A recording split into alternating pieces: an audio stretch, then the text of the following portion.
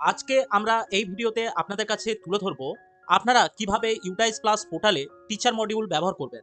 এই টিচার মডিউলে log in করার জন্য আপনাদের প্রথমে udaisplas.gov.in এই ওয়েবসাইটে এসে log in for all module এই বটনটিতে ক্লিক করতে হবে এবং আপনাদের স্টেট সিলেক্ট করে গো অপশনটিতে ক্লিক করতে হবে।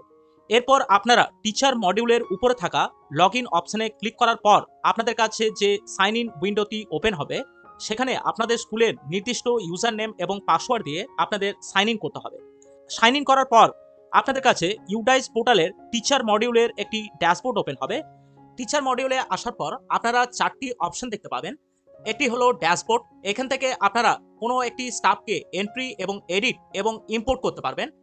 এই মাস্টার ডাটা থেকে আপনারা কয়েকটি বিষয়ে জানতে পারবেন, যেমন একাডেমিক কোয়ালিফিকেশন এখানে কি কি দেওয়া আছে সেগুলি আপনারা দেখতে পারবেন এবং প্রফেশনাল কোয়ালিফিকেশন এখানে বিস্তারিত তার বিবরণ দেওয়া আছে প্রফেশনাল কোয়ালিফিকেশনের, এবং তার সাথে টাইপ অফ টিচার কি কি টাইপের টিচার হতে পারে সেই নিয়ে আপনারা দেখতে পারবেন এবং তার সাথে ক্লাস টট ইত্যাদি বিষয় সম্পর্কে আপনারা অবগত হতে পারবেন।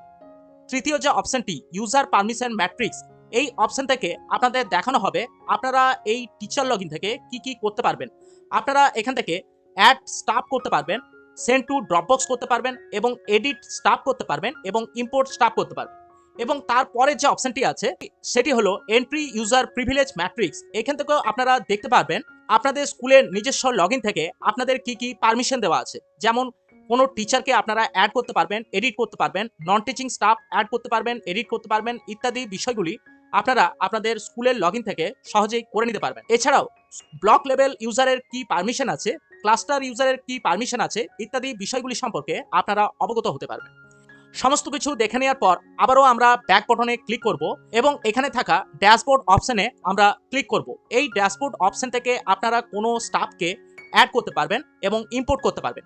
তো কোনো স্টাফকে আপনারা যদি অ্যাড করতে চান তাহলে প্রথমে অ্যাড নিউ স্টাফ এই অপশনটিতে আপনাদের ক্লিক করতে হবে এবং সিলেক্ট অপশন থেকে আপনারা যে স্টাফকে অ্যাড করতে চাইছেন তার ডেজিগনেশন আপনাদের সিলেক্ট করতে হবে। ধরে নিলাম আপনারা এখানে টিচিং স্টাফকে অ্যাড করতে চাইছেন, তো প্রথমেই আপনাদের টিচিং স্টাফ সিলেক্ট করে গো যে বটনটি আছে সেই গো বটনটির উপরে আপনাদের ক্লিক করতে হবে। ক্লিক করার পর সেই নতুন টিচিং স্টাফের নাম, জেন্ডার, ডেট অফ বার্থ ইত্যাদি বিষয়গুলি দেওয়ার পর সেভ অ্যান্ড নেক্সট বটনে ক্লিক করে বাকি তথ্যগুলি পূরণ করার পর আপনারা কোনো নির্দিষ্ট স্কুলের কোনো স্টাফকে সহজেই আপনারা এন্ট্রি করতে পারবেন। এইভাবে আমরা সেই স্কুলের জন্য বাকি স্টাফগুলিও একইভাবে এন্ট্রি করতে পারবো।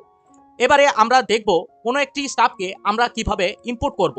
ইম্পোর্ট করার জন্য আপনাদের প্রথমে সেই স্টাফের যে ন্যাশনাল কোড এবং ডেট অফ বার্থ সেটি এখানে দিতে হবে। দেওয়ার পর সার্চ অপশনে ক্লিক করতে হবে। সার্চ অপশনে ক্লিক করার পর আপনারা যখন সেই নির্দিষ্ট স্টাফের ডিটেলস দেখতে পাবেন তারপর আপনাদের ইম্পোর্ট অপশনটিতে ক্লিক করতে হবে। এরপর আমাদের কাছে যে মেনুটি আছে সেটি হলো সার্চ স্টাফ। এই সার্চ স্টাফ থেকে আপনারা কোনো স্টাফকে সার্চ করতে পারবেন। এই সার্চ করার জন্য আপনাদের প্রথমে স্টেট এবং স্টাফের নাম এবং ডেট অফ বার্থ দিয়ে গো অপশনে ক্লিক করলে আপনারা সেই নির্দিষ্ট স্টাফকে সার্চ করতে পারবেন এবং তারপরে যে অপশনটি আছে সেটি হলো search inactive and Dropbox staff. এখান থেকে আপনারা ড্রপবক্সে থাকা কোনো স্টাফকে সহজেই ইম্পোর্ট করতে পারবেন। তার জন্য আপনাদের নির্দিষ্ট স্কুলের ডাইস কোড দিয়ে আপনারা সার্চ করতে পারেন। এছাড়াও ন্যাশনাল কোড দিয়ে আপনারা সেই নির্দিষ্ট স্টাফকে সার্চ করতে পারেন ড্রপবক্স থেকে। এছাড়াও সার্চ বাই স্কুল, অর্থাৎ সেই নির্দিষ্ট স্টাফের স্কুল অনুযায়ী আপনারা সেই স্টাফকে সার্চ করে নিতে পারবেন এবং ড্রপবক্সে থাকা কোনো স্টাফের হিস্ট্রি দেখতে চাইলে আপনারা সহজেই সেই হিস্ট্রি এই অপশনের মাধ্যমে আপনারা দেখে নিতে পারবেন। টিচার মডিউলে থাকা ট্র্যাক স্টাফ অপশন থেকে আপনারা কোনো স্টাফের ন্যাশনাল কোড দিয়ে সেই স্টাফকে আপনারা সহজেই সার্চ করতে পারবেন। পরের যে অপশনটি আছে সেটি হলো স্টাফ অ্যাসোসিয়েশন। এখান থেকে আপনারা কোনো স্টাফকে ম্যাপ করতে পারবেন মাল্টিপল স্কুলের জন্য। এই অপশনটির মাধ্যমে আপনারা স্টাফদের হিস্ট্রি চেক করতে পারবেন। আপনারা ইউডাইস প্লাস টিচার মডিউল থেকে এই সব বিভিন্ন কাজগুলি করতে পারবেন। আপনাদের ইউডাইস প্লাস টিচার মডিউল নিয়ে যদি কোনো প্রশ্ন থেকে থাকে তাহলে সেই প্রশ্ন আপনারা আমাদের কমেন্ট বক্সে জানাতে পারেন এবং ইউডাইস প্লাস নিয়ে পরবর্তীতে যেসব ভিডিওগুলি আসতে চলেছে সেই ভিডিওগুলি পেতে অবশ্যই আপনারা আমাদের চ্যানেলটি সাবস্ক্রাইব করে রাখতে পারেন। আজ এই পর্যন্তই, দেখা হচ্ছে পরের নতুন কোনো ভিডিওতে। নমস্কার, ভালো থাকবেন, ধন্যবাদ।